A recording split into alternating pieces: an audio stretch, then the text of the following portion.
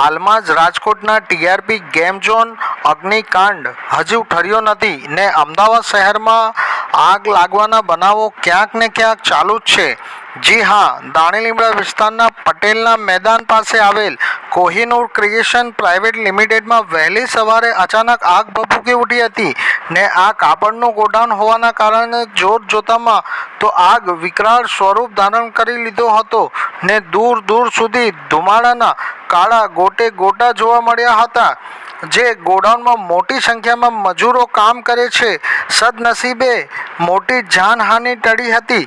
Rajkot TRP game zone અગ્નિકાંડ બાદ તો રાજકોટ તંત્ર જાગ્યું, પણ શું અમદાવાદ મ્યુનિસિપલ કોર્પોરેશન અનેક સવાલો ઉઠ્યા પામ્યા છે। શું તંત્ર મોટી જાનહાનિ પછી જાગશે? રાજકોટ અગ્નિકાંડ પછી જો બીયુ અને ફાયર એનઓસીને લઈ શહેરમાં કેટલાક એકમો સીલ કરવામાં આવ્યા તે એક પ્રશ્ન છે। સાથોસાથ કોહિનૂર ક્રિએશન પ્રાઇવેટ લિમિટેડના પણ શું બીયુ પરમિશન હતી ને ફાયર એનઓસી ધરાવતા હતા કે નહીં તે પણ એક મોટો પ્રશ્ન છે। ગુંજ ગુજરાતની સમાચાર, આસિફ ખાન પઠાણ।